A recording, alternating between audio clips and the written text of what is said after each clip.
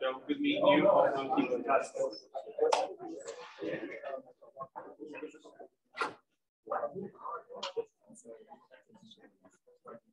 By the way, Angela, I just wanted to show you. I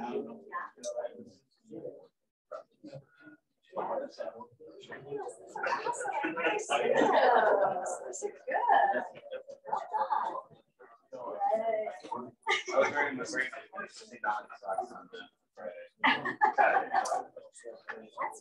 So, just as a reminder, everybody, if we can have you guys take a seat.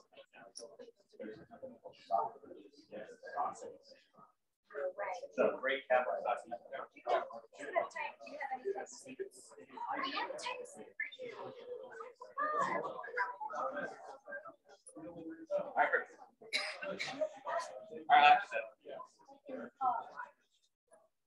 I like the tiny saints.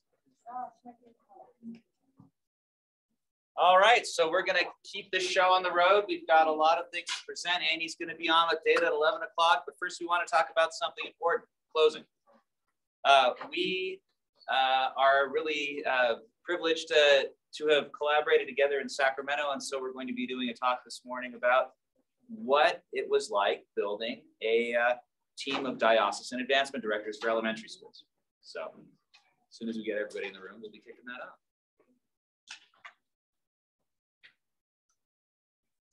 That way? Okay.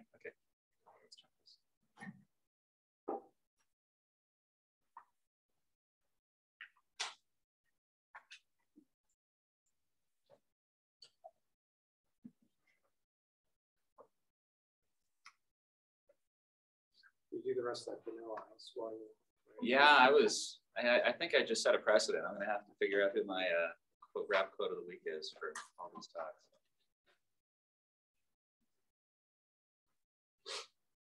Yeah, so I had two themes this year I chose for the year. It was heroes and it was growth. So we talked a little bit about heroes at our new superintendents as we kicked off the meeting, and I'll be talking about the hero's journey at concluding prayer, but growth is the other theme that's really near and dear to me. I believe we can grow. And I'll tell you why. I started off my Catholic school education at St. John Vianney Parochial School in Rancho Cordova, basically full 38 kids in my class, not a spare desk. I went to Christian Brothers High School in Sacramento, California. And in 1991, the school had just gone co-ed. It had fallen to a population of 500 kids. It was at 700 when I started there after it merged with an all-girls school. It had just gone to the president-principal model. This was 1991. First slate president, he was very proud of the fact that the advancement team had brought in $400,000 and was able to offer $180,000 in financial aid to those 700 kids. Today, Christian Brothers High School is at 1,150 students. It's just completed its third capital campaign for a total of $25 million raised over 2 decades. It offered $3 million in financial aid to those 1,150 students, and the student body is more diverse and better prepared than ever. Christian Brothers decided to invest in growth, and I believe that our elementary schools can do the same. I'll offer you a thesis. I think that our elementary schools that are really rocking and rolling in 10 to 20 years are probably going to look more like our high schools in terms of the resources that we're giving them at that administrative, in particular, at that advancement level. When I came into Sacramento, we had been dropping on average 1% a year for over 20 years. We had gone from 12,000 students enrolled to 6,700 since the late 1990s in our elementary schools. And the question I posed to the board and to myself was, can we sell elementary school enrollment in the Diocese of Sacramento? I didn't know if we had actually ever tried. I was really blessed to attend the Catholic Leadership Summit 2017 in Arizona, where Fatica presented a parent market perception survey, and it was a really, really powerful presentation. They offered within that survey some conclusions about the messages that we needed to present to Catholic school parents to attract them into our schools. And so I decided to take a leap of faith and actually believe the data and rather reinvent the wheel, just do the things that they suggested we do in terms of marketing to our parents. The question that came up really quickly at that point was, who's going to do the work? was obvious to me that to get the word out about all these great ideas that Fatica had presented to us and how we really needed to connect with the parents of tomorrow, we needed people to go out there to market it and to sell it. And as we all know, principals have extremely full plates.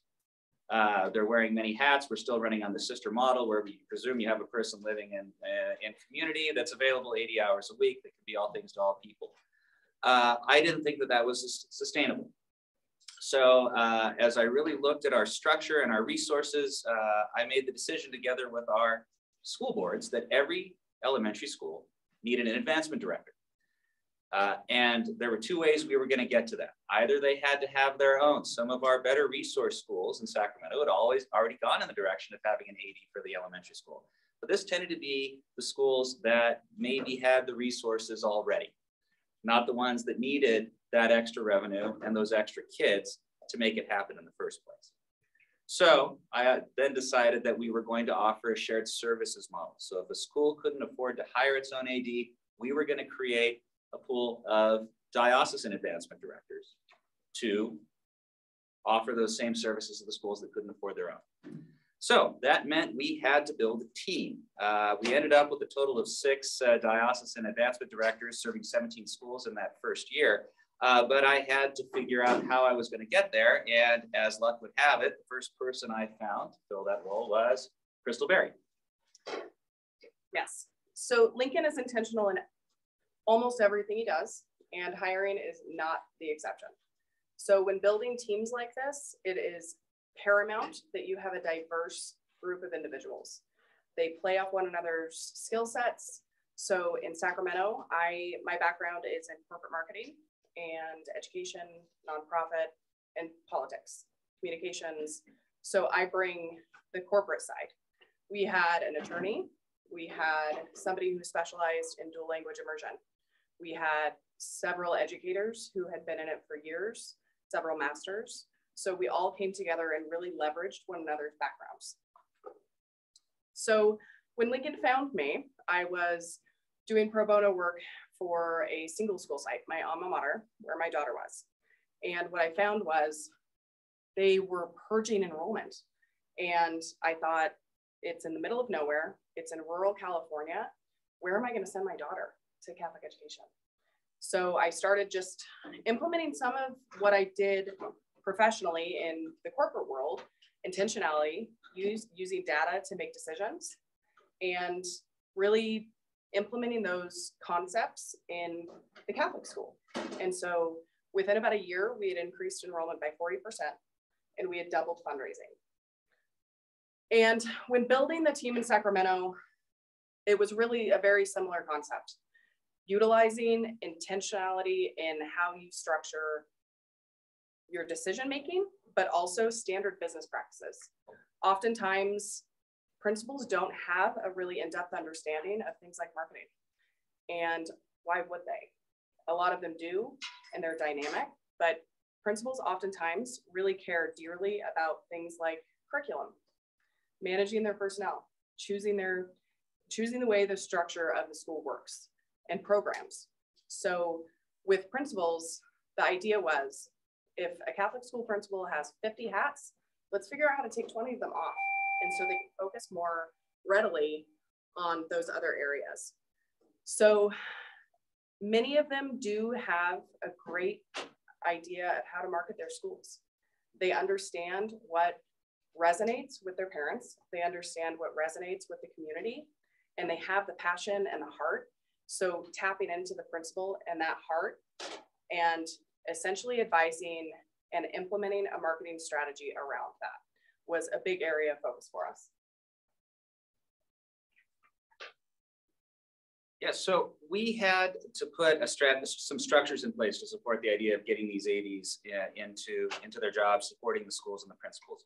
Sacramento, we have 36 elementary schools. We had gone to a unified governance model. And so I had already turned what used to be the school boards, the single site boards, into CSACs, Catholic School Advisory Committees. And so we restructured the committees of the CSACs to really make sure that we would have partners for the advancement directors and principals to engage with in doing all these different things. We had advancement committee, enrollment management committee, volunteer engagement committee, facilities, and mission effectiveness. So we wanted to make sure that we had plenty of jobs that were going to be really useful. And we got the advancement directors trained in how to take these committees and start delegating stuff to parents in collaboration with the principal. We ended up with 2 teams of advancement directors, and they were really, it was really one team, but a team nested within another team. We had the diocesan advancement directors, that team of 6, who were shared between schools. So we had to essentially charge each of those schools a fee equivalent to about a third of a salary of an advancement director. And then we managed that as a coordinated diocesan team. We also had a team of the non-diocesan advancement directors that we had to then team build to a broader group too. I forced a marketing spend. So we did make each of the schools set aside a modest $5,000 per year for marketing. And even that was like pulling teeth. We learned as we told principals that they simply were going to have to spend money on marketing, full stop. And finally, we wanted to make sure that the principals had a dynamic role within that as well. I remember when I enrolled my son for his TK year at St. John Vianney, my alma mater, and the principal, Mrs. Bone, looked me in the eye and she said, "I would really love to have Kuba at St. John Vianney. We'd love to have you back in the community too." She closed me. And so we did closer training for the principals. I was a sales manager, one form or another, for 13 years. And so I got Brian Tracy's The Art of Closing the Sale. Gripping title, truly. But no, I felt it wasn't fair to expect our principals to play this really important role in closing the families without supporting them and giving them training. So, you know, some started off kind of smirking like, oh boy, but at the end, I think they really valued the support that they got too in finding a role within this bigger structure. So let's talk about focus. So when it comes to marketing Catholic education and Catholic schools, there is an array. So the job description was like 9 pages. So we needed to really be concise and distill that to focus to make sure to build revenue. So it was daily. Our focus is enrollment management. Our focus is bringing in tuition funds to stabilize the budget, because so oftentimes in Catholic school, there's fundraising and they want to do lots of fundraisers, and each little fundraiser brings in a couple $1,000 or $20,000, but you analyze the time that you're utilizing in those efforts and really supporting the budget long term to ensure stability and sustainability of the schools. You have to build enrollment. So it was daily. We just hit it like a drum. We focus on enrollment. We focus on marketing. We focus on retention. So luckily, we had launched this group and we had started the scaffolding and the structures before COVID hit. So it was about 3 weeks to a month before COVID hit. So initially we had enrollment will be our primary focus, but then maybe some broad fundraising. Obviously, with the effects of COVID, we became very laser focused on only bringing in new students, and then those new students that ended up coming from public education, retaining them. So as all of you know, that likely resonates because 68% of budget is supported by tuition. And having very intentional conversations daily, weekly, monthly, strategic conversations on how to make sure that you build enrollment to support that 68%, it was our primary goal. And financially, we wanted these goals to be affordable for schools that hadn't had a thing like an advancement director before. We figured that at that $25,000 per school, if they were in the shared services model, one person split between 3 schools, that was the fee. It was $28,000. 5 kids would get them to break even in the first year. And so as we, we knew that it was going to stress our principals to have this new extra line item. But again, we tried to put it at a place where it was a really achievable goal, and we knew we were going to at least break even with the position just right out of the gate. So wanted to talk about the successes of the model. I think number one is that it drove a culture of consistency in how we were presenting as a system, having those twice weekly calls with the advancement directors really let us communicate with each other about messaging. For the first time, we actually did a diocesan-wide billboard campaign during COVID. And so we used the NCEA's Discover Catholic Schools Week as an excuse to really go out and market hard. So for $30,000, we did a billboard and a traditional media campaign with social media as well. We were really aggressive. "You can't mask our excellence" was the slogan. I put up a half dozen billboards around town that said "in person Monday to Friday" with that image. we gained 30 new families off the campaign. So, yeah, it was a big spend for us, but the return was there. Our enrollment was up. So Sacramento right now is up about 10% over 2019. That's after losing nearly 10% of our students out of the gates between March of 20 and August of 20. So we took a big hit. We knew we had to bring in a lot of new families to stay ahead.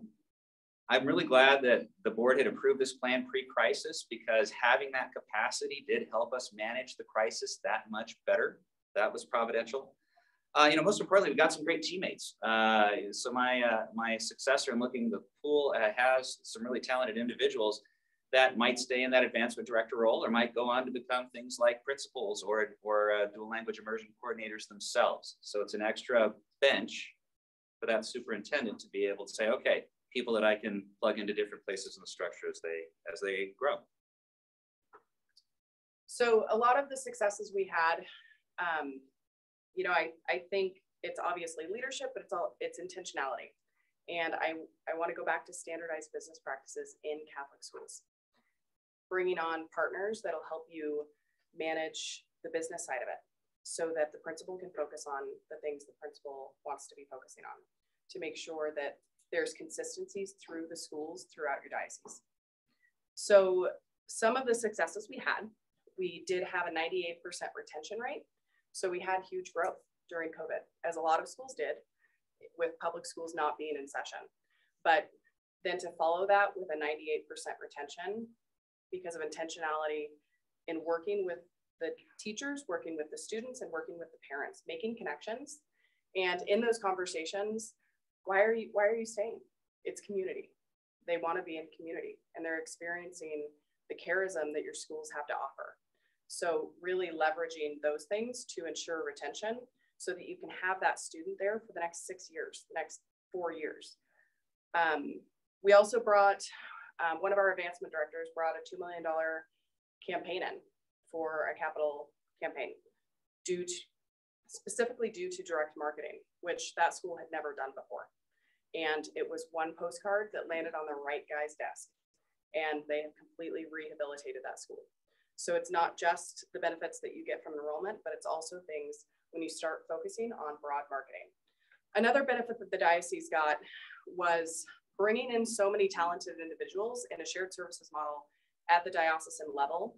They do focus on their schools, but what they also focus on is diocesan initiatives.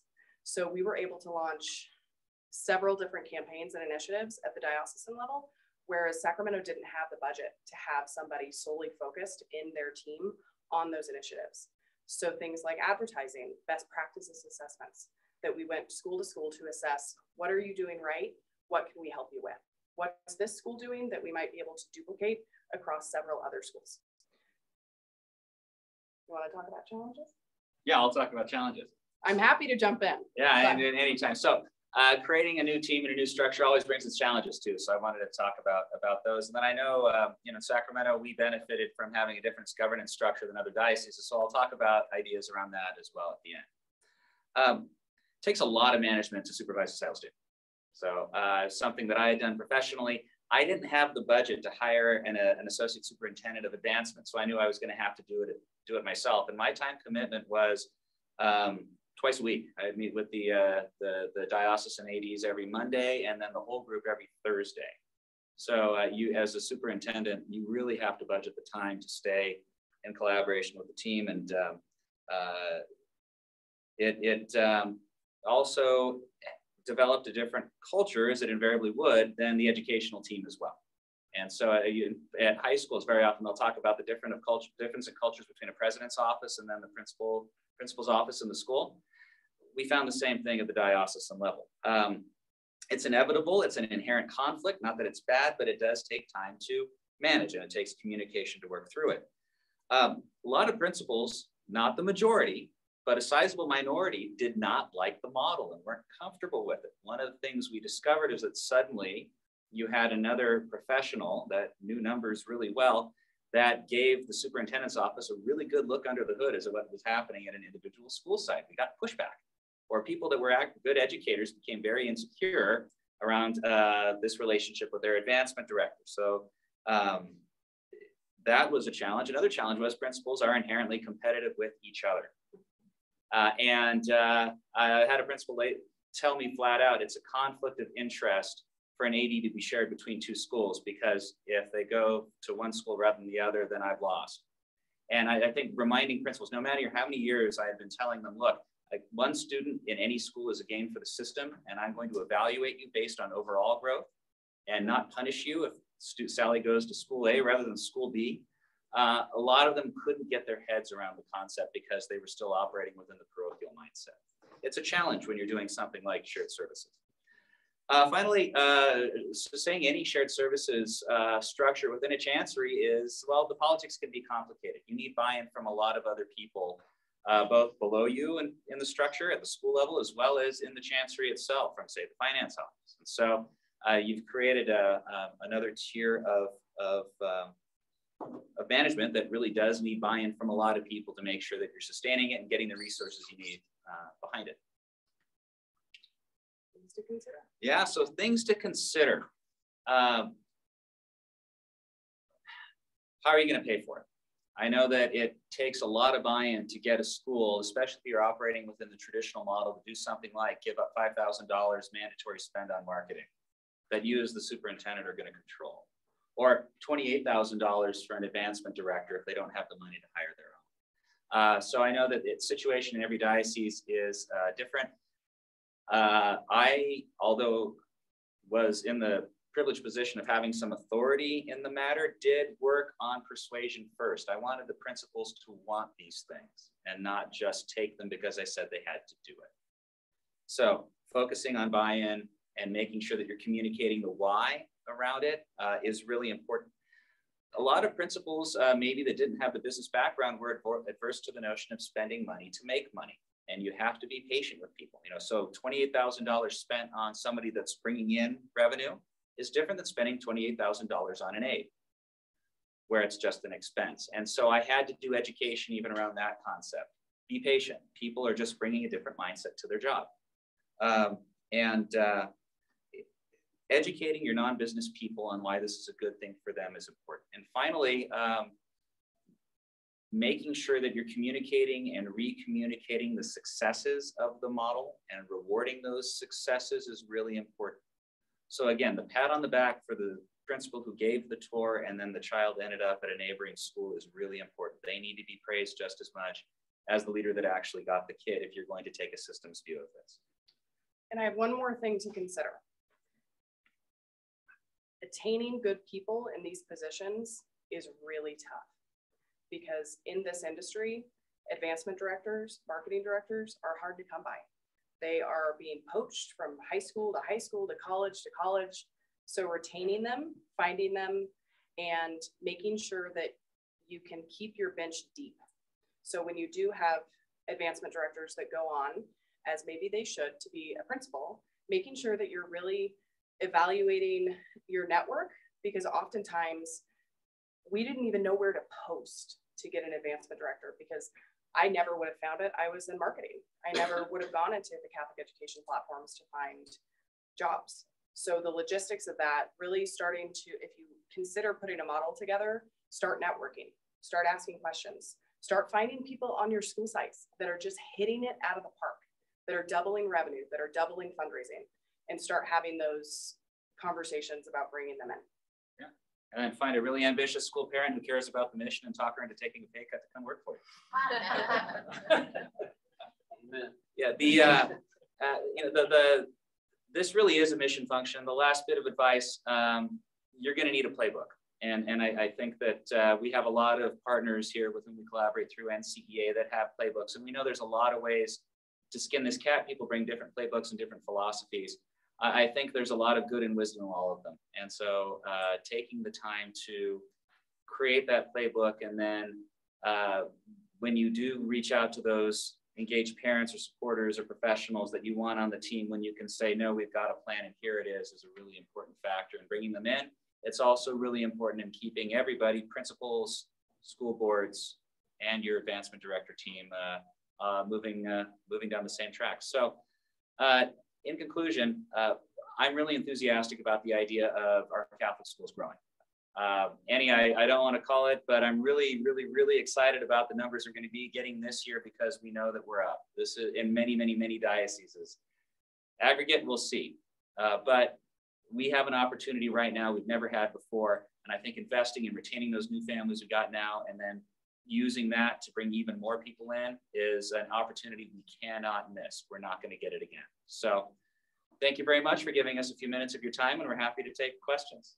I'm just wondering if you would make your every 2 meetings a week or whatever, your network available through NCDA for those of us who also have shared services and would like to get our folks connected to everything going on in customer.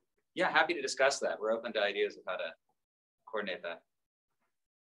How did you track your enrollment increase, and how did you differentiate between whether it was the effort from the diocesan office versus individual school efforts that were probably already in plan? We do some similar general marketing, and we have some connection with our advancement directors. But and we have an assessment that comes to our office so that we can fund our efforts at the diocesan level.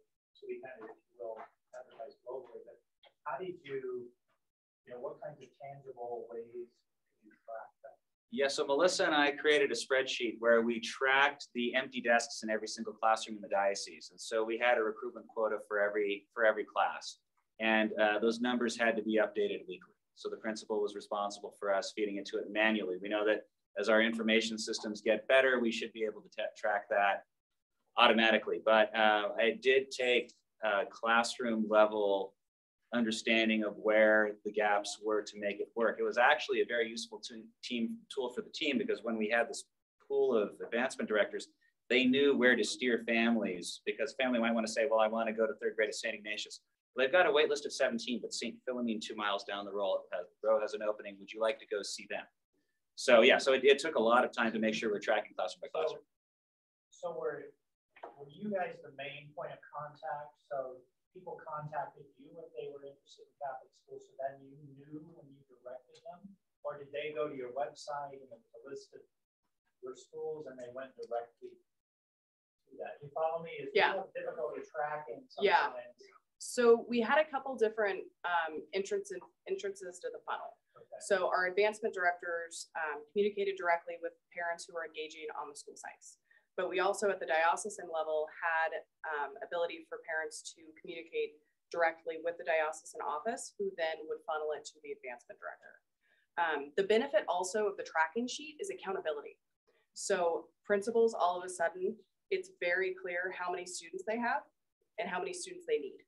And so everybody is all of a sudden on the same boat, steering the same direction. Because every single week they're reminded, these are how many students you have, this is what you need. So,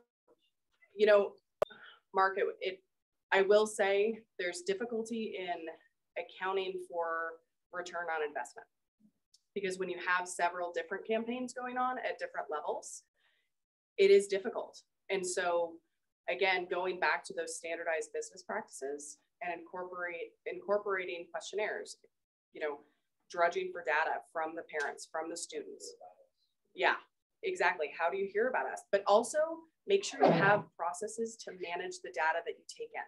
Because what happens is all of a sudden when you start being intentional, and it was something we would have to warn principals on, because as soon as you're intentional, students start flooding in and they have no idea what to do with them. So they don't know where to put the leads. They don't know who to direct it to. They don't have an email cadence. So making sure you do your due diligence ahead of time so that you can track that data and make it actionable. Yeah. And we're out of time, but Mark, I want to answer your final question, and then Annie will present, but I'll be happy to talk about this after the data presentation. Sharing credit was not as straightforward as I thought it would be, right? So that does take management to make sure that you're always praising the school leader for their achievements, but also expecting that they're going to be willing to share in the credit with the rest of the team that helped make it work too, was a bigger challenge than I thought it was going to be with some folks. And so I think you learn a lot about human nature in doing this, and you're just going to have to manage to that. But lots of praise and lots of reinforcement of people who share credit being people that then receive praise for that is a really important part of managing with what you're talking about. So, all right, well, thank you very much. We're happy to talk more afterward. We're over our time and Annie is due to present. So thank you very much. And we'll have to follow up.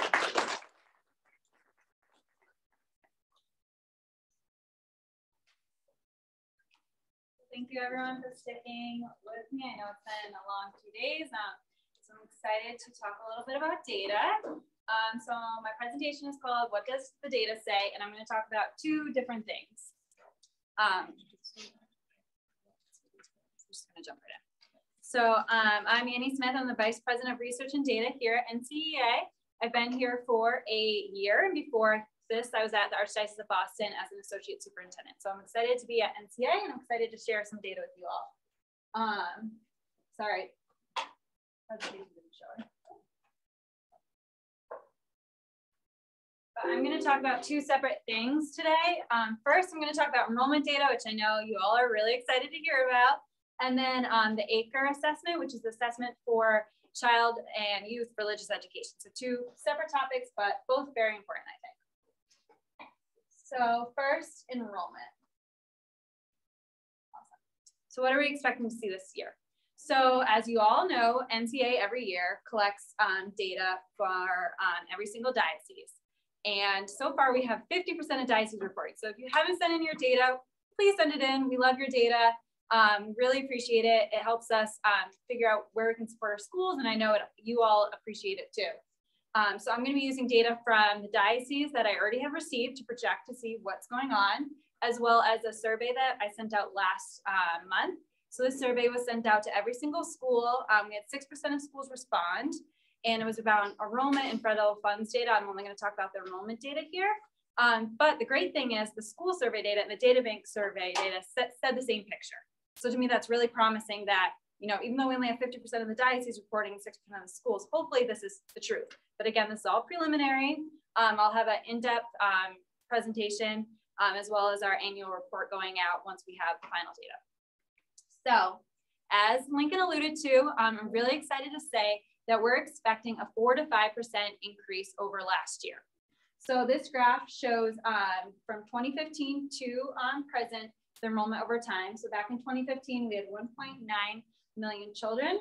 Last year, we had 1.6 million, which was a 6.4% decrease. It was unfortunately the largest we've seen in the last 50 years.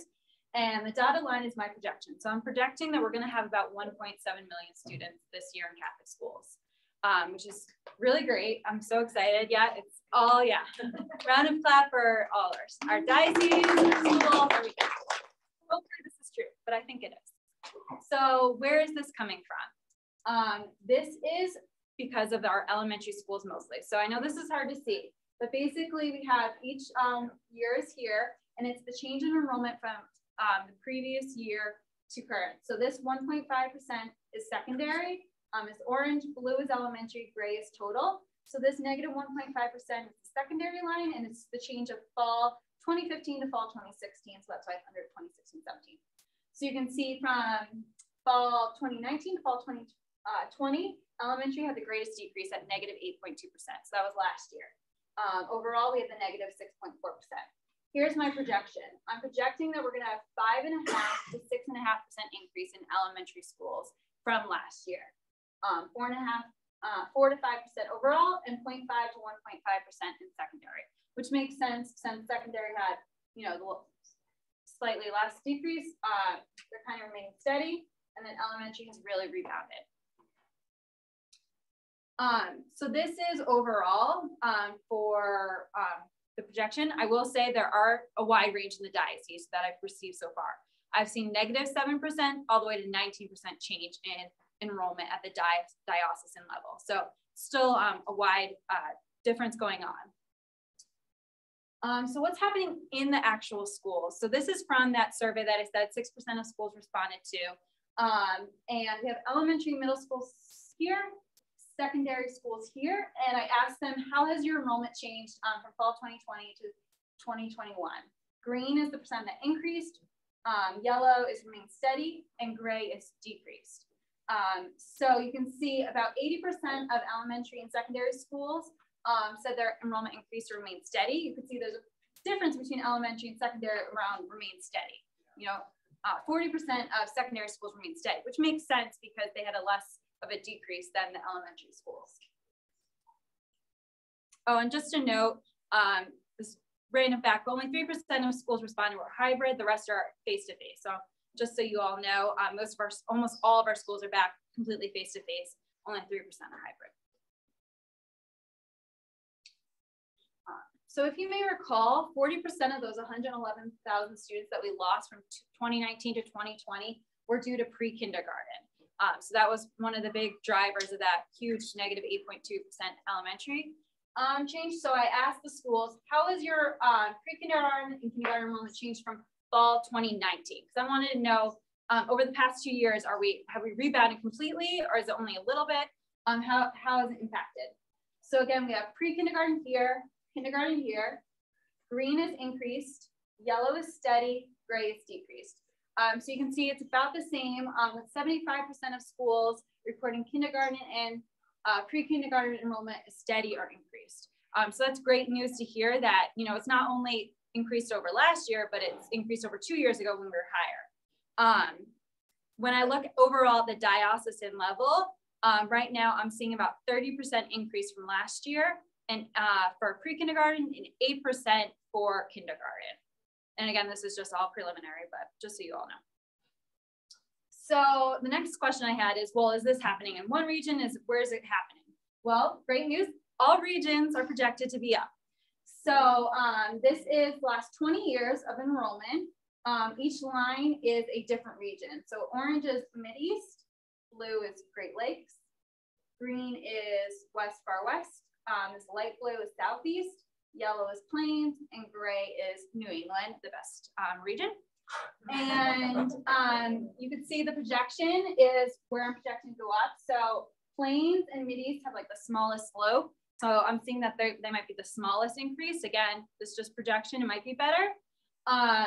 But all of them have increases according to what I've seen so far. When we're looking at where the schools are actually located. So if you remember, we asked, is your school urban, inner city, suburban, rural? Rural schools saw the smallest increase based on that school survey that I sent out. And then the last thing is school closing and merges. So unfortunately, last year we had 209 schools close or merge. It was double the normal closure rate, which is really sad. This year, based on Google alerts that I follow, as well as the diocesan reports, we know of 68 schools that closed or merged. So we're hoping we are actually under that 100 and that we don't have as many schools close. So that was some brief data around the projections. I don't know if anyone has any questions around that. I will have a larger talk once we have the final data, kind of going more in depth and everything. Annie, do you anticipate when you'll get the rest of that data in?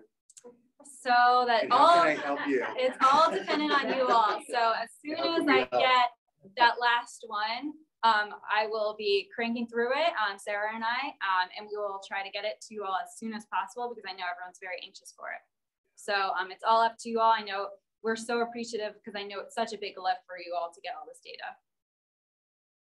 Will you please involve us in the conversation? Yes, yes, we will, yes.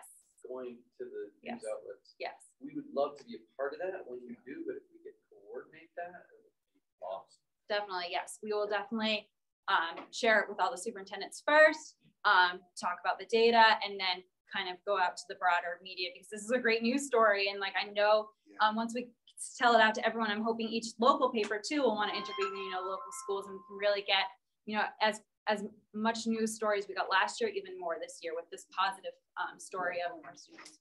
I just want to say to that point, like there's no media in the room, but typically they would be showing up when they saw that on the agenda. So internal conversations only because it's projections, right?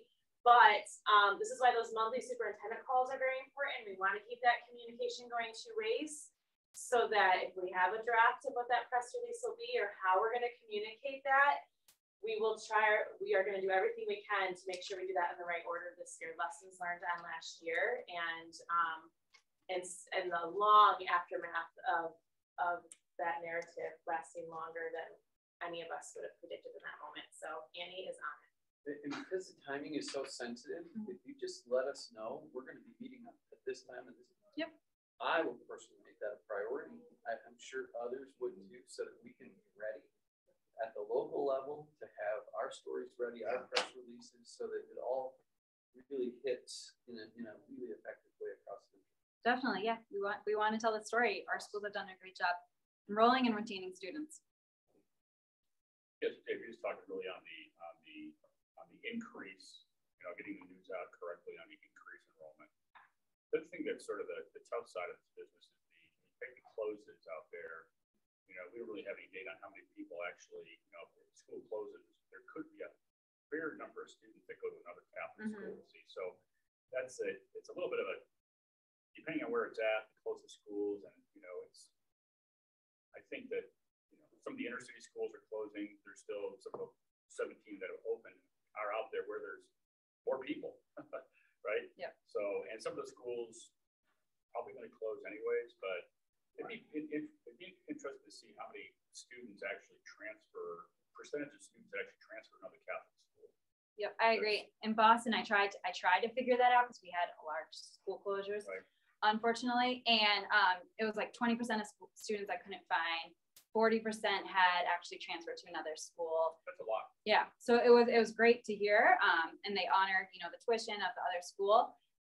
So I don't know if each diocese could do that. I know it's a big lift to track it unless they have like one student information system. I think, Jim, to your point, San Diego closed a school last year. It was a school that was struggling mightily for a long time. There were a lot, and access was not a problem to other Catholic school options. But we had a very high retention rate deliberately in strategizing, keeping those cohorts, those families together, really working directly with them. Most of them went to a neighboring Catholic school. So all those classmates and kids and the principal of the receiving school really kept intentional attention to the traditions and some of what they were familiar with in their old school community. And that's kind of been our strategy. So it was like an 85% retention of a closed school. That's awesome. Yeah. But that's hugely worth the investment. Yeah. Whatever you put into that. Yeah, it was high. Any of the standardized testing companies have a student identification number that can be tracked? They do, but they don't share them with each other. Yeah. Right. So when a student transfers from one instance to the next, that data does not move with them because that belongs to the school parent. Yeah. So parents sometimes travel with that data, but it won't go backwards. So as you enroll a student who enrolled somewhere else, you don't import the old data. Well, it depends. Like in Boston, we had to make it at the central office, the ID, but still it didn't necessarily always match. But yeah, it was trouble in case someone spelled their name wrong, Mike versus Michael. Yeah. That's true. We had 2 school closures during COVID. We were able to, using Redwood Facts, able to just move the data. So parents didn't have to do anything. Records were automatically transferred. It made everything very smooth. 3 of my staff became transition counselors. But we kept, one school was 92%, one was 81%. That's awesome. But those strategies I learned when I was in New York with Tim, doing stuff, but making it easy for the parents, letting them complain, makes all the difference. And that's why having a system-wide student information system, like FACT's START tool, that's why you need it, because otherwise parents are like, well, how do I write down my address again? Like, I'm in the same diocese. Anyway, yeah, speaking to the choir. I'll have more time for questions at the end, but I just want to share some more data with you all. So Niche did a survey this summer, and they sent it out to all the schools in their contact list. 760 schools completed this survey. 50% were religious affiliated. The rest were private, a few charter, 1% were public schools. And I just thought, based on what we heard from Lincoln and Crystal earlier, as well as think about this enrollment data, this could be some data to help you. So as I walk through this data, if you could just think about your own diocese and your school and where you relate. So according to the survey, 30% of schools increased enrollment resources. So over the past last year. So they added staff, they added either full or part-time staff, maybe they increased their budget on marketing. Who is responsible for marketing at your school? The majority have their own dedicated marketing staff or a shared admissions marketing staff member. Very few are using volunteers and very few are using an agency or a teacher. So when they were looking at inquiries and applications, more than 85% of schools had an increase in inquiries and applications. So that makes sense. If we had more inquiries and applications, we're going to have more enrollment.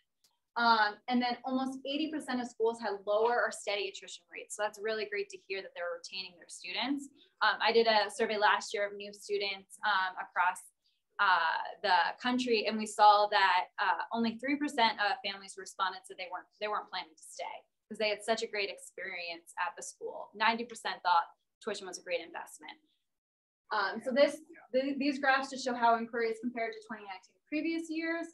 So green is significantly more. So 30% had significantly more inquiries compared to 2019. And these dark browns are less. So we had 13% were less. And this is how applications compared. So 27% had more applications.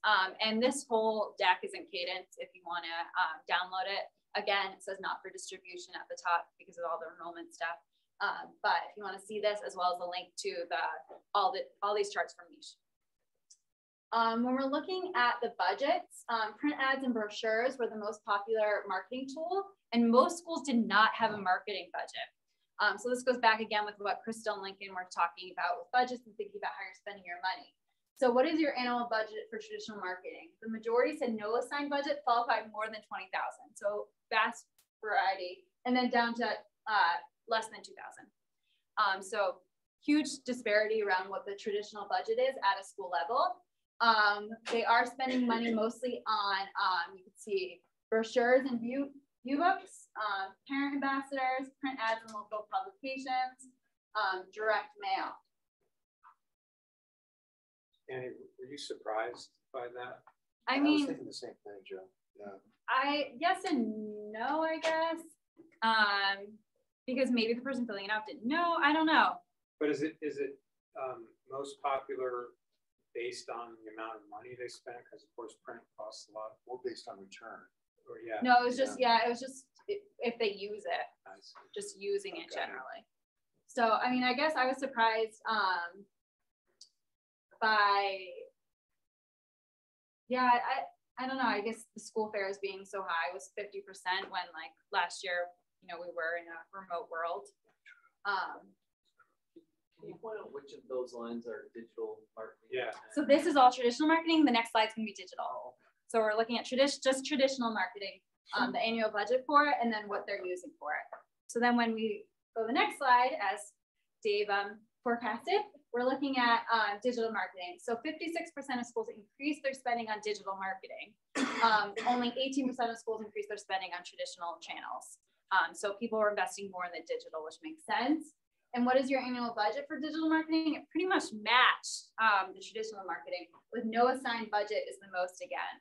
People don't have a budget for digital marketing, and then more than 20,000% was the next one, followed by less than 2,000. And then what are they spending it on? The majority are kind of all over the place, but paid social, organic social, SEO, which is like the websites, email marketing, digital display ads, podcasts were at the very bottom.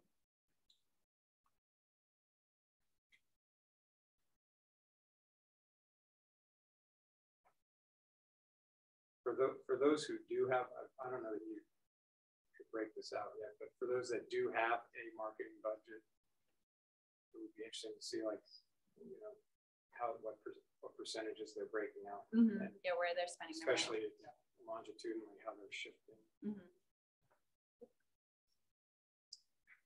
So opportunities for our school. So Crystal and Lincoln kind of talked about some of these, but I just wanted to walk you through some.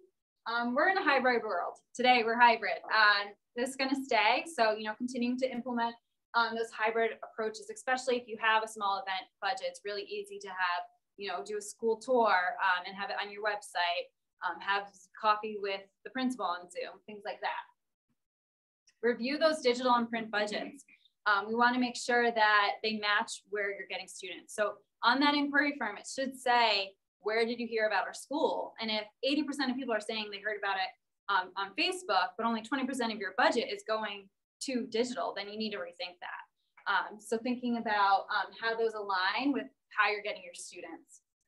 And if you don't have a budget, or you don't think your schools as a superintendent, maybe this is a workshop or PD you can offer how to structure a budget for first timers around print versus digital and what that should look like and what those percents should be as an estimate.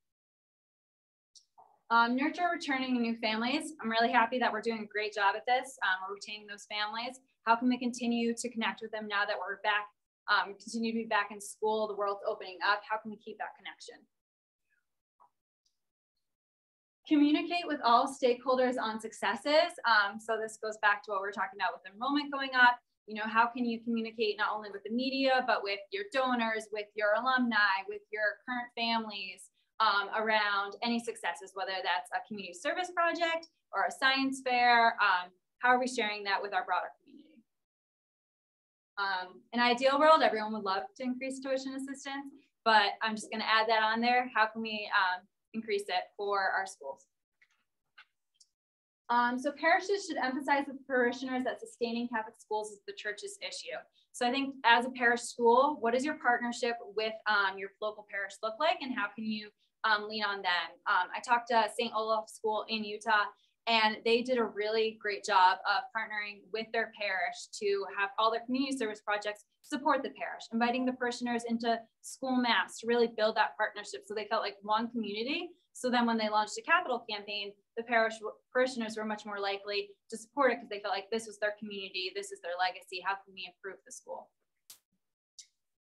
And then lastly, this is something at NCA we're talking about a lot, trying to figure out how we can help you all do this too, but how can we partner with business and finance leaders to develop new financial models for Catholic schools and what that looks like? I know we've all been talking about that. So the biggest opportunity for schools, I think you might guess what I'm going to say, but utilizing data to inform enrollment and marketing. So if you're not using data to inform your enrollment and your marketing, start doing it. Call me. We can talk about it. So the first thing is just I'm just going to walk through a few different things. Enrollment waterfall charts. So does every school look at the retention by grade? This is really easy. So this just shows enrollment is each row and each column is year, and then I color coded. So you can see pre-kindergarten 2016-17 was 35 students. By the time they got to third grade in 2021, they're only 15 students. And then this just looks at the retention over time. So you can see 19 divided by 35, negative 46%. So you can see at this school, they clearly have an issue in second and fifth grade. So then they could have the conversation, is it a second and fifth grade teacher? Or is that teacher not something wrong with that teacher? Is there a local public school that's offering a really great middle school program at fifth grade, and that's why they're transferring over there? Trying to figure out why can really help. Instead of just saying we have a retention issue, you can then pinpoint it by grade. This goes pipeline data. Hopefully you've all seen the pipeline. So the pipeline starts with the inquiries, then goes down to the applicants, the admitted students, the deposits, and the enrolled. So if each school should know where they're losing students. So if your inquiries is too small, you're already eliminating the amount to be enrolled. So you might then, if you look at this, might want to increase your marketing so you can get more inquiries. Making sure on your inquiry form, again, you know where students are coming from. Your applicants, if your applicant to inquiry ratio is too low, maybe your tour needs to be relooked at. Maybe something that's going on in the tour is making families not want to apply. Maybe your application process is too long and complicated. Can you have like a ghost shopper take the application? Can you have a ghost shopper take the tour and give you feedback on where you can improve? Your yield for enrolled to admitted students, if that's low, you might want to see if you can call up some of those admitted students who didn't enroll and ask them why didn't they enroll. Are there ways you can engage those admitted students as soon as they enroll? If it's an elementary school, can you have your parent ambassadors call those who are admitted and say, hey, welcome to the school. Do you have any questions? Here's where I shop for, here's where I get cheap uniforms. Here's where, school lunch, whatever. If you have a high school, could you have those seniors call those incoming 8th graders and say, we're so excited to have you join us. Do you have any questions? So looking at all those different ratios is really important, both I think at a diocesan level as well as a school level. Social media dashboards, as we saw, everyone's increasing. A lot of people are increasing their digital footprint. So making sure you're following your dashboards. Here's kind of a more complicated one, but just looking at your followers over time between Facebook and Twitter and Instagram, and what's going well, what's not going well. If you see that, you know, stories about alumni are really getting engagement online, then let's invest in stories around alumni. Or if it's on, you know, that really cute early childhood students, as long as they have, you know, the signed permission slip of being on your Instagram, then maybe you engage more on your social media about them. And then lastly, exit surveys. These are really important when you're thinking about, so this pipeline is missing something. We should have retention right here, right at the very bottom. So you should have exit surveys for all the students who are leaving, as well as if they're graduating. So how is their experience if they're graduating? Are there anything that's going to change? And then for anyone who's leaving. And so often I hear, oh, they're just leaving because it's finances. Well, call up them who say, call up the parent who says finances, offer them $1,000. And if they still say no, then it's not finances. And let's figure out why are they actually leaving? You know, it might be finances, but there might be a completely different answer that maybe you can solve for them or solve for a future family. So it's 11:30. I say pause the questions because I know people have clarifying questions. So let's do that for a minute because there's been a lot of data. There is one from a virtual attendee, and I think it was on the slides, just hoping you can repeat. What percentages of dioceses have reported on their enrollment data to this moment of your projections? So my projections have 48% of dioceses. Okay. So there might be more, but that was just when I made this report. Okay. That is all from the virtual. Any other clarifying questions to this point?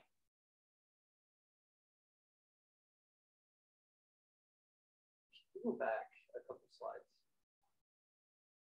Sorry, right there.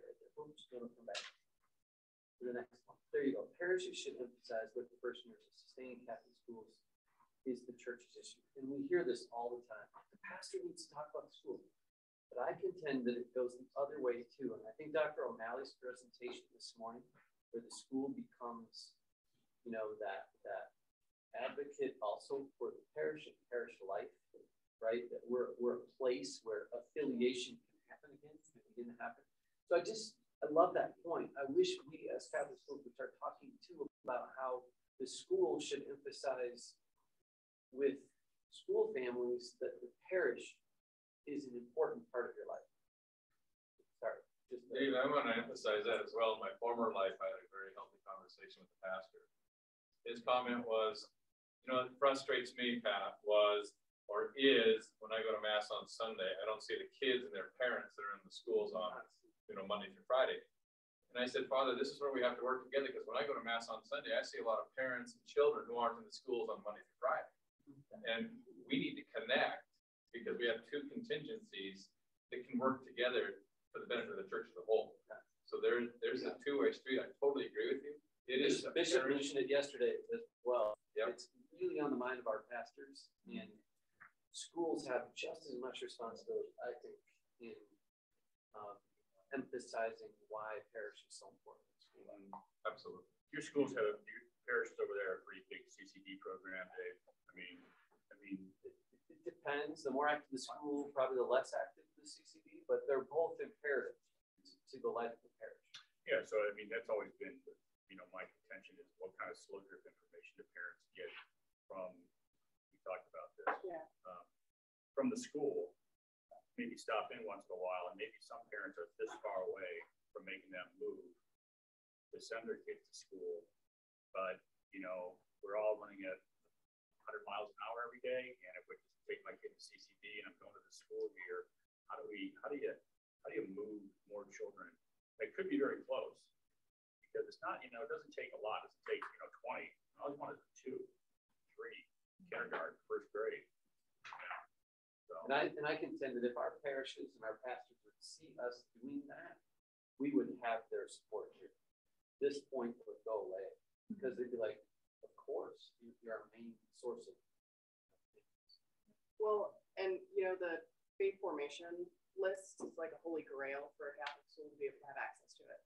and it's contentious and it's political and there's diplomacy involved, and all of the schools could just have the list of CFF and all the children that arrive so consistently at faith formation, but really working to build those conversations in with the pastors and the priests to support exactly what you're saying, that we support you and you support us, and we're in it together, and getting rid of that separation between, well, it's our list. It's, you know, we don't want you marketing to our people. They're all our people. So leveraging the lists that you can get a hold of and working on the diplomacy consistently with pastors and priests on how to get the lists. Yeah, and I would just add to that. We started with religious ed lists. They're worthless. Once families are already decided to go to school, it's almost impossible to get them to come. Work on the baptism list. Start working on those families. In the long term, you will see growth in your kindergarten, first grade, second grade, third grade. And pastors are less reluctant to give away their baptism lists because these are families that haven't made decisions yet. We initiated we started it before COVID really. This is called the Pastor's Promise Program. And we started with our bishop, and then we sent a letter to our deaneries. And so my part-time marketing person and I then met with all the pastors. But what we initiated was a first-year initiation scholarship. So we issued our pastors' certificates that they could hand out to parents. So we created literature, and we did a lot of really nice printed brochures. And so for our first year with COVID, we added 17 new students from religious ed programs. And then we have a whole series of thank you letters issued by the bishop to the pastors, and then a lot of positive reinforcement. Thank you letters from the principal of the school, and then now tracking those initial families. We're kind of setting a goal this year post-COVID, try to double that number, because it is difficult. COVID was an exception. Yeah, where people were making transition out of fall. So our hope is that we can continue that and have our pastors, because we haven't had a history of our pastors talking about Catholic schools during Mass. I just want to echo in for the virtual who is listening along that was Mark Long in Diocese of Salt Lake City, if you want to follow up with him on that point. I was going to say to the religious ed point, I think it may also depend on the culture of the community. So I found in our parishes that are predominantly Hispanic, many of them don't understand our Catholic school model. So in one of our schools in Orlando, St. John Vianney, the principal was able to capture almost 40 new students from religious education by having a meeting with our religious education families. Because culturally, Catholic schools are free in many of the countries they're coming from. So trying to understand that model, and that it can technically be free in Florida because of the scholarship funds and so forth. But I do think the effort does pay off this time. And for those on the virtual platform, that was Henry Fortier, Diocese of Orlando. And maybe we should transition to your other sets of data. Yes. I know, good conversation, but we want to make sure we're talking about. And I want to make sure we're respectful of your time too. So thank you all for sharing this, and we're going to have a lot more conversations once we have the final data as well.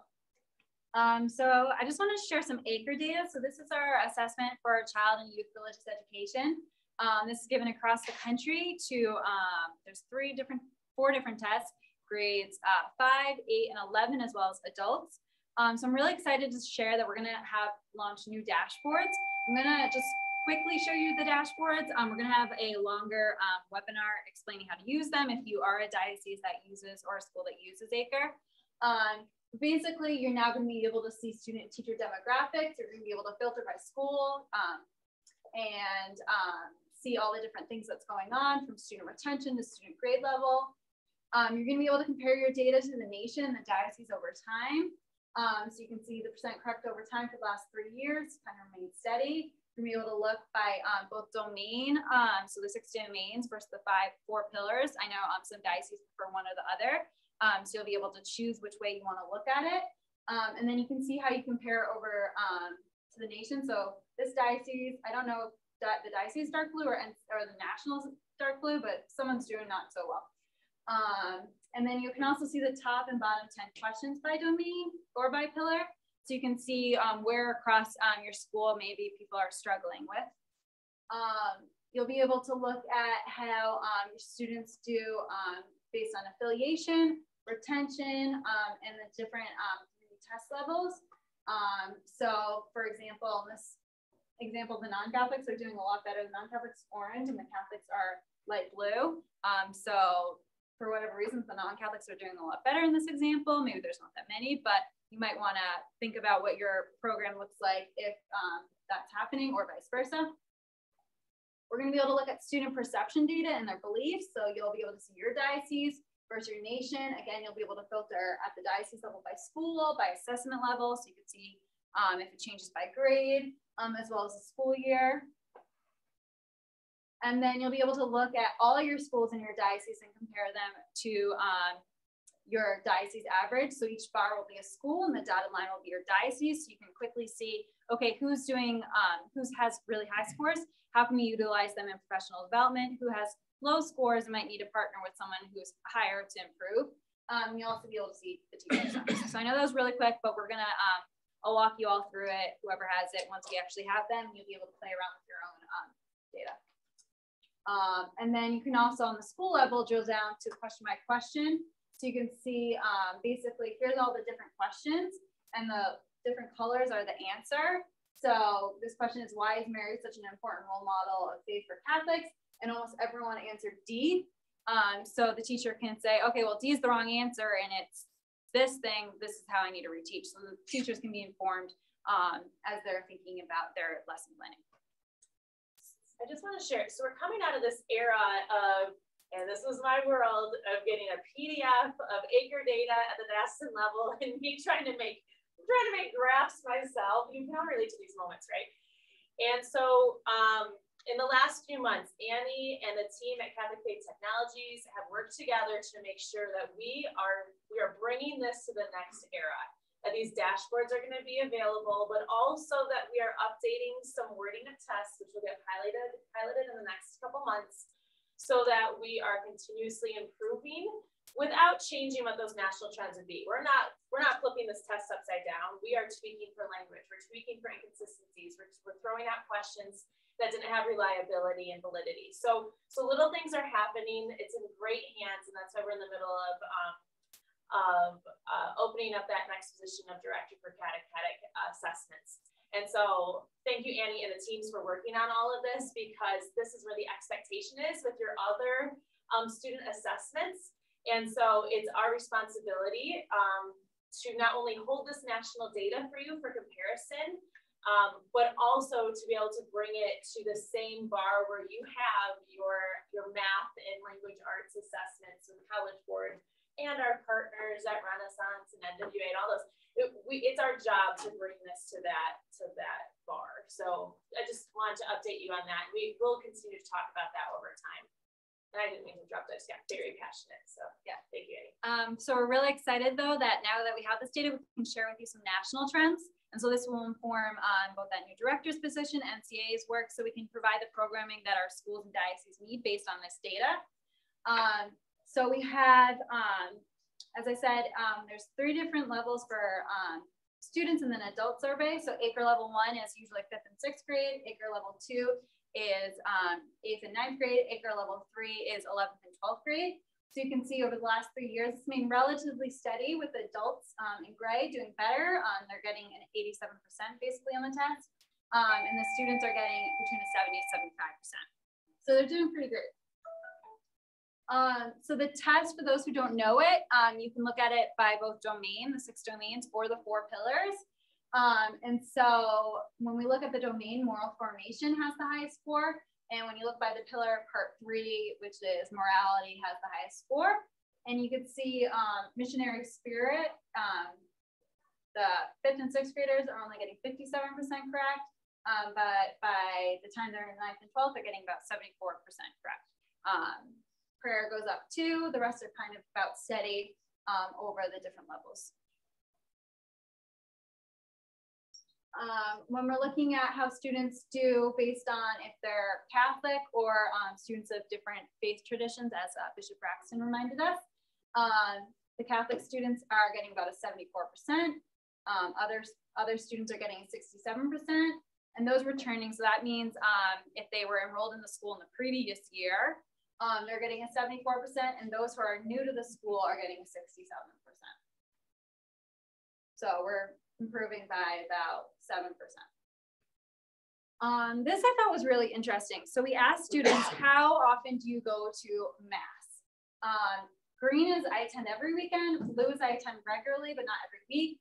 Gray is I attend major holidays, and yellow is I rarely attend. So this one is 2018-19, and this one is 2021.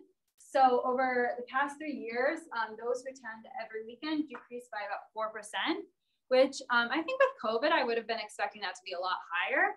So I think this just shows how well our parishes have done to continue to engage students and families, whether it's virtual or in person, to welcome them into their community. In the test, we asked students to look at a bunch of different areas like cheating, teasing, cursing, etc. And we asked, in your school, is this a big problem, a minor problem, or not a problem? So this one is 2018-19. This one's 2021. And you can see the blue bar increased for every single area except cursing the last 3 years. Racism had the biggest increase from 28% to 42% of students think it's a big problem. So I'm guessing it's not, racism hasn't really increased, but we're talking about it now and students are more aware of it. So this will be, when you have your own data, you can look and see if there's different areas that you can support your students in, whether it's the 5th or 8th graders, you might want to target some of your work. And then teachers, we asked them, what are you most interested in? I know this is hard to see, but the bigger boxes are the ones they're more interested in. So they're really interested in prayer and spirituality, history of the Catholic Church, Catholic school doctrine, and then saints and devotions. So to us at NCA, this means that, you know, when we offer some retreats, you know, maybe we're going to focus more on prayer and spirituality, maybe have something around the history of the Catholic Church. When you look at your own diocesan or school level data, you can decide what maybe you need to focus on for your teachers and really get them engaged because it's based on what they want and they need. I just want to add too, you know, a lot of times people say, well, what are you looking for in your call for proposals for your events at NCA? Like, this is what we're going to use. Like, this is where we prioritize. Teachers are asked these questions. We now know what they're looking for. And those are the types of sessions we're going to be offering. So please know that we're using data to inform our practices going forward as well. And do you mind sharing a couple of things that they're not interested in? Yep. So evangelization, finances and faith, sexual ethics. I can't remember what that roles one was. Ecumenism, beginning and end of liturgy, apologetics. Things they need but don't know they need, maybe? No, I'm just kidding.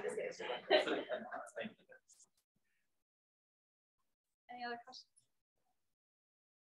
Great, so 10 minutes left.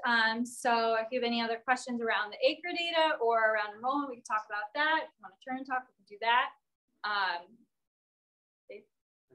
I have too many questions, but I'm wondering if you are considering, or ACRE is considering some of these updates, the possibility of adding either grade levels and or diocese-specific questions. Yeah, so we do ask their grades, so you will be able to see what grade they're in and who's taking it. But you're asking additional tests. We are adding additional tests, written, but not yet scrubbed. You know, so we have additional grade levels that have been drafted. So right now we have 5th, 8th, 11th. We have additional grades sitting there that we need to spend time on launching. Now, our first priority is having the updated tests in 5th, 8th, and 11th go live. Depending on the pilot, those could go live for those taking the tests in the spring. We're also considering, so first to hear this out loud, is trying to open up a window for national assessment so that if you want to be included in national data, you'll want to test in, we're seeing the biggest increase there's like March, April, maybe not quite May, like if you want to be in this 10-week window, you'll be included in data. So we're going to we're starting there with some good improvements for how we're using data and how those 3 tests can be increasingly valid. And then we're going to, so next year, so if you want to hear like the 3-year plan, 3 years from now, we'll have additional grade levels with assessments ready to go. And then the possibility of a diocese adding a couple of questions specific to what they're interested in finding out. I know that your new competition is doing that. So we hear that, and we know that then we have to house all that data. And every time you house new data sets, so yes, because everyone's asking for this. But then how does that look in 15 years when we have 100 dioceses asking for additional tests, and how do we store that data over time so we can give you the right report? So yes, and when we see those same patterns come through those questions, we can then say, well, if we tweak the way so let's say there's 3 superintendents here who want a similar question. If we can word them the same way, then Annie can start using that as better data. So yes, and responsibility for that data once it comes to us.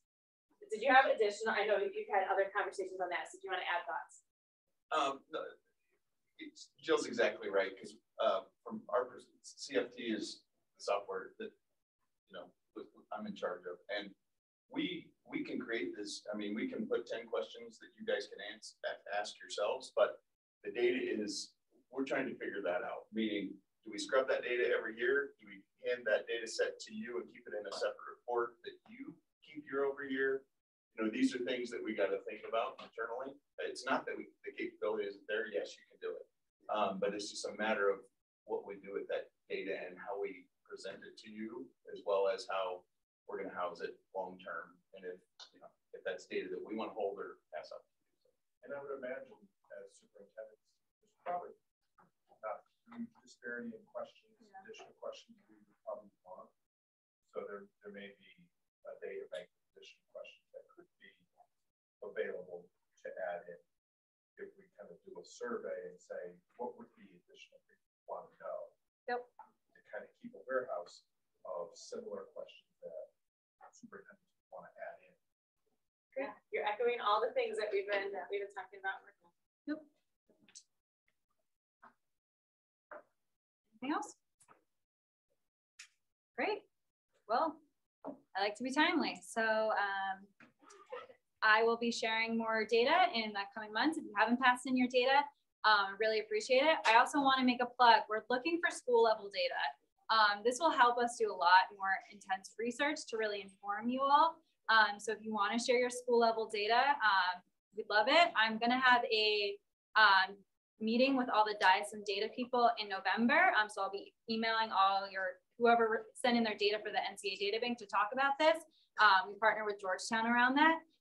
So we really appreciate everything you do around data collection. I know it's a huge lift every time we send out a survey, but I think it helps inform across the country and our work. So thank you, everyone. Can I add one more thing? Yeah. On the adult survey, I'm going to make a plug, but on behalf of them, there's a few reasons why I feel it would be important. And obviously, probably questions need to be tweaked, which, you know, flood them with information. On the adult survey, though, the ability to take that data and cross leverage it against how students are doing within a specific grade or class, you will know exactly which teachers are formed or where their deficiencies may be, and it may be showing up in the kiddos' scores as well. So it will give you a professional development opportunity to be able to leverage that time with them to maybe strengthen that skill set that they need within that classroom to help pass on that faith to the kiddos too. So again, the more data that we can create for you to be able to cross-utilize some of those things would probably help. Yeah, and when I roll out those dashboards, it's going to be in conversation with you all. If you all say, this isn't working for me, I want to look at this or this, like, we'll work with you. Like, this is our first draft, and we're going to have those conversations, those focus groups to improve it. And I just want to add, and then we are seeing an increase of creativity in how people want to use the adult surveys. And as that comes about, and we can help, what does that data mean, and how can we tell that story back to you all so you can consider it? Those have been great conversations with Annie and groups trying to pilot as well. So great, thank you, Annie.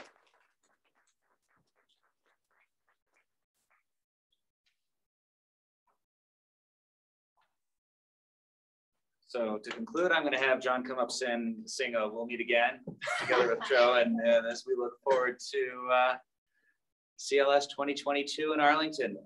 Thank you so much for being with us these past now 4 days since we started on Saturday with the new superintendents and bring it to a joyful conclusion here in beautiful Salt Lake City. So I have a lot of people to thank, starting with our hosts, Mark, Nikki, Daly,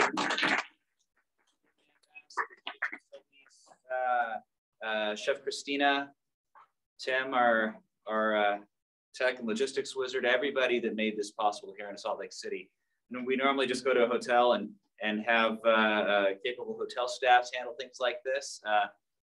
Working with you and watching you in action really gives me a profound appreciation for how much effort goes in on so many levels to an event like this. And for you as volunteers to simply step up and done it is really a humbling experience. So God bless you, and thank you very much for all you've done for the association and for all of us.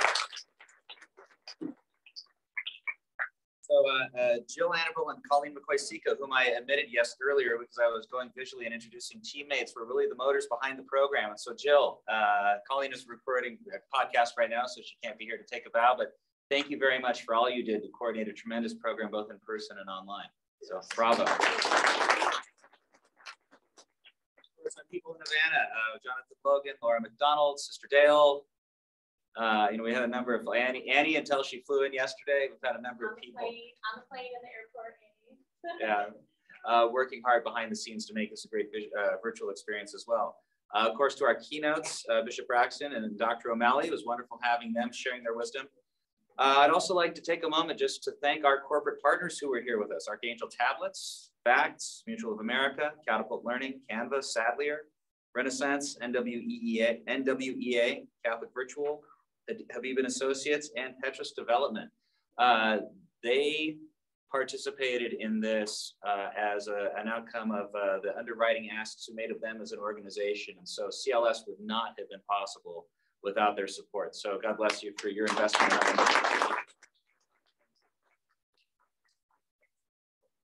And of course, I think that bowling may have to remain a permanent part of the program. So. Anybody staying? I think we'll be returning to Pins and Nails this evening for an after party. So raise your hand if you're staying over an extra day. I know there's a lot of folks on my team that deserve a beer for all the work they've put in. Shout out to our corporate board members that were here. Angela had to go. Henry, Rich, thank you for showing your investment, your volunteers, but the skin in the game that the board shows for the success of this organization is tremendous. So. Why don't we all perhaps stand? Oh, Dr. Casella, whom I asked you to stand so I wouldn't forget this. Chess is a very important organization in support of NCEA. You might have had a remark or two, but higher ed is really critical to us. Of course, we have our Association of Catholic Colleges and Universities, but the relationship with higher ed and the pipeline that they create for us in terms of leadership formation. They're really the funnel for teachers, the idea factory. And they were really the motor behind the virtual content. Many of our virtual presenters came from our chess network. So thank you very much for your engagement and support. So perhaps we could take a moment to rise in prayer and end by acknowledging the witness that Our Lady offered to Juan Diego in offering a message of peace and message of the love of her son for this continent. It says, remember that we are in the holy presence of God. We offer in the name of the Father, the Son, and the Holy Spirit. Amen. Hail Mary. Blessed art thou amongst women, blessed is the fruit of thy womb, Jesus. Holy Mary, Mother of God, pray for us sinners, now and at the hour of our death. Amen. And Saint Mary, Queen of the Americas, pray for us. Saint Juan Diego, pray for us. In the name of the Father, and the Son, and the Holy Spirit. Amen. Thank you very much.